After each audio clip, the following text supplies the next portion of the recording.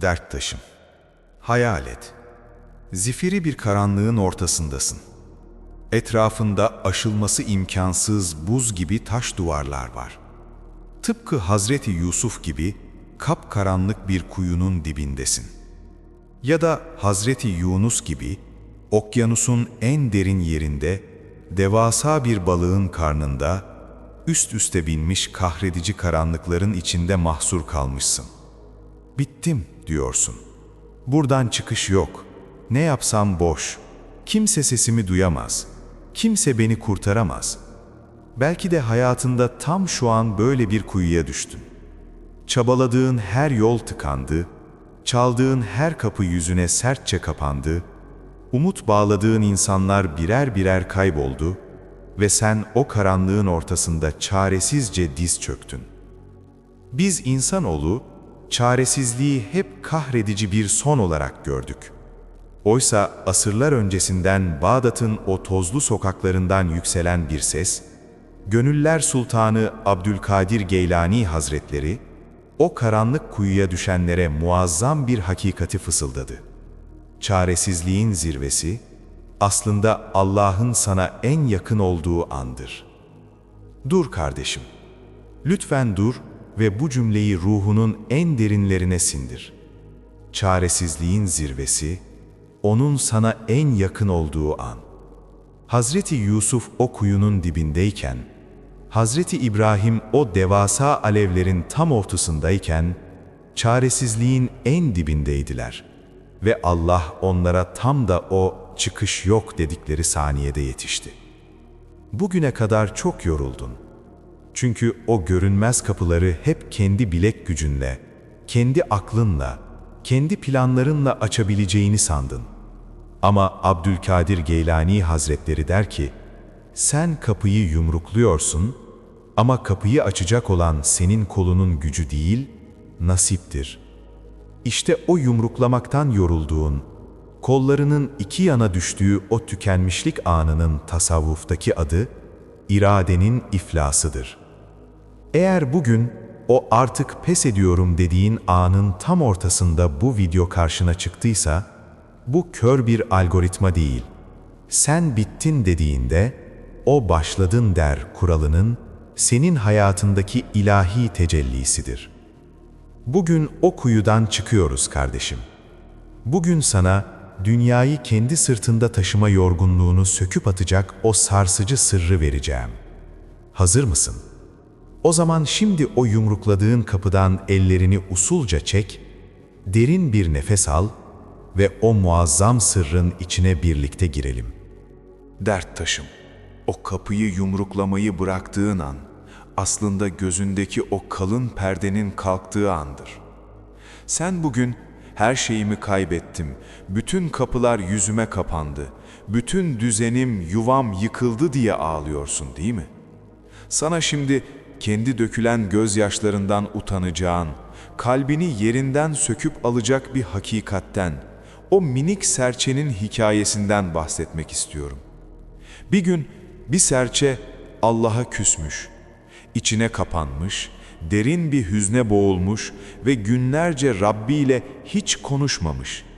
Melekler merakla Allah'a serçeyi sorduklarında o sonsuz merhamet sahibi şöyle buyurmuş: O gelecek. Çünkü onun minik kalbindeki derdini anlayacak olan ve sesini duyacak tek kul benim. Zaman geçmiş, serçe o yaşlı gözleriyle bir ağacın dalına konmuş ve Rabbine o hüzünlü sitemini dökmüş. Küçük bir yuvam vardı. Yorulduğumda dinlendiğim, üşüdüğümde sığındığım, kimseye zararı olmayan ufacık bir yerdi. Onu bana çok mu gördün? Neden o zamansız fırtınayı gönderip yuvamı başıma yıktım? Beni neden yuvasız bıraktın? Serçenin sözleri boğazında düğümlenmiş, arş-ı âlâda derin bir sessizlik yankılanmış. İşte o an, alemlerin Rabbi o sarsıcı hakikati fısıldamış. Sen o yuvanda huzurla dinlenirken, seni avlamak için bir yılan sessizce yuvana doğru yaklaşıyordu. Seni o yılandan korumak için fırtınaya emrettim, yuvanı yıksın ki uçup kurtulasın. Ve eklemiş o kudret kalemi. Nice belalar var ki muhabbetimle senden uzaklaştırdım. Ama sen benim o kuşatıcı muhabbetimi görmüyor, geçici belalardan, fırtınalardan dolayı beni suçluyorsun. O an serçe hüngür hüngür ağlamaya başlamış ve utangaç bir sesle sadece "Affet Allah'ım" diyebilmiş. İşte kardeşim, senin hayatından yaka paça çıkarılan o insanlar, yüzüne kapanan o fırsat kapıları, yıkılan o hayallerin bir ceza değildi. Onlar seni yutmak üzere olan yılanlardan koruyan ilahi fırtınalardı. Peki neden hala boğuluyorsun?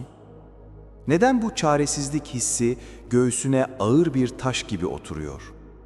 Gönüller Sultanı Abdülkadir Geylani Hazretleri bu noktada ruhunu titretecek o ikinci sırrı verir. Bir gemi düşün kardeşim. Su üzerinde yüzdüğü sürece yol alır, hedefine gider. Ama o su geminin içine girmeye başlarsa o gemi batar. Senin kalbin sadece ve sadece Allah'ın evidir. Ama sen o kalbin içine dünyayı, hırsı, o vefasız insanları ve kaygıları doldurdun. Suyu geminin içine aldın kardeşim.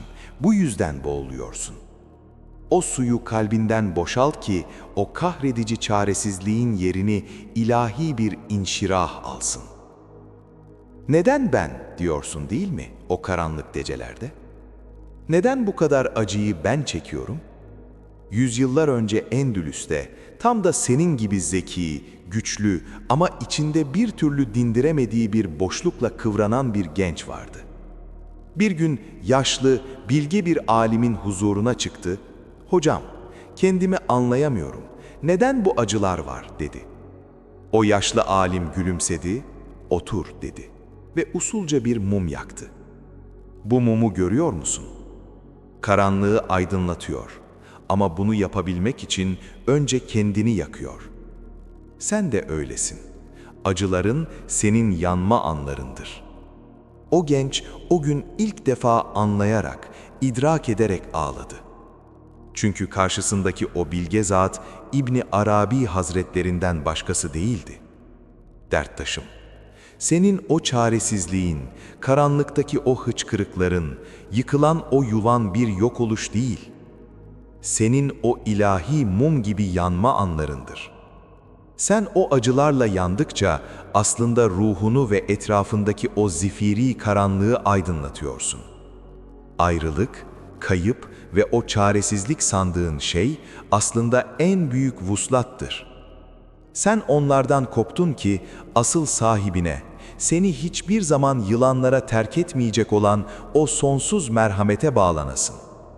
Şimdi omuzlarından o sahte dünyayı yere bırak ve bu yanışın ne kadar büyük bir lütuf olduğunu hisset. Şimdi seninle o fırtınalı denizin durulduğu, hakikatin o berrak sularına ulaştığımız yerde kalpten kalbe o en son ve en mahrem konuşmamızı yapalım. Sen o zifiri karanlıkta her şey bitti, her kapı yüzüme kapandı sanırken, aslında o anlar Yüce Allah'ın isimlerinin senin hayatında en muazzam şekilde tecelli ettiği anlardır. Sen kapılar kapandı sanırsın, oysa o El-Fettah'tır. Kapanan her kapının ardında senin için yepyeni, hayal bile edemeyeceğin hayır pencereleri açandır. Sen yapayalnız kaldım, kimsem yok sanırsın, oysa o El-Vekil'dir. Kendisine teslim olanı, Rabbim sana sığındım diyeni asla yolda bırakmayan, işleri en güzele bağlayandır. Sen sesimi duyan yok mu diye gece yarıları hıçkırırsın, oysa o El-Mücib'dir. En zifiri karanlıkta kalbinden kopan o sessiz feryadı duyan ve o duaya en hayırlı şekilde icabet edendir. Şimdi senden omuzlarındaki o dünyevi yükü tamamen bırakmanı istiyorum. Ve bu teslimiyeti mühürlemek için hemen şimdi aşağıya yorumlara inip şu cümleyi yazmanı istiyorum. Ya Fettah, Kapanan kapılarımın ardındaki o güzel nasibimi bekliyorum. Teslimim. Bunu yaz kardeşim. Yaz ki o kelime senin karanlığını yırtsın. Yaz ki seninle aynı acıyı çeken bir derttaşın o yorumunu görüp ben yalnız değilmişim diyerek senin sayende yeniden ayağa kalksın. Sen kendi dertlerini ona teslim ederken, gel şimdi seninle bir merhamet köprüsü kuralım. Hani az önce yuvası yıkılan o minik serçeyi yılanlardan koruyan o sonsuz ilahi merhameti konuştuk ya. Şimdi bizim de o merhameti yeryüzüne indirme vaktimiz geldi. Kanalımızın katıl butonu nihayet açıldı. Ama bütün hücrelerinle bilmeni isterim ki, bu bizim için fani bir kazanç kapısı değil. Sokakların o dondurucu soğuğunda titreyen, açlıkla imtihan olan dilsiz kullar için, masum hayvanlar için aralanan bir şefkat elidir. Bundan sonra katıl butonundan vereceğin o küçücük destek, o dilsiz canlara mama olacak, su olacak, kanayan yaralarına şifa olacak. Sen bir masumun karnını doyurduğunda, onun gökyüzüne bakıp edeceği o dilsiz dua, belki de senin hayatındaki o aşılmaz sandığın dağları yerinden oynatacak. Eğer sen de bu ilahi şefkat kervanına omuz vermek, bir dilsiz kulun duasında yer almak istersen, sadece bir defalığına söylüyorum. Aşağıdaki katıl butonuna basarak ailemizin o görünmez koruyucularından biri olabilirsin. Eğer bu fısıltılar o yorgun kalbinde bir inşirah, bir sükûnet yarattıysa, bu hakikat yolculuğunda bizimle kalmak için kanalımıza abone ol. Bugün çevrende her şeyim bitti, yuvam yıkıldı diye sessizce ağlayan birini tanıyorsan, lütfen bu videoyu ona ulaştır. Buraya kadar benimle yürüyen sen, kendi acılarına rağmen hala umuda sımsıkı sarılan sen, bütün hücrelerinle şunu bil, çok seviliyorsun, artık güvendesin.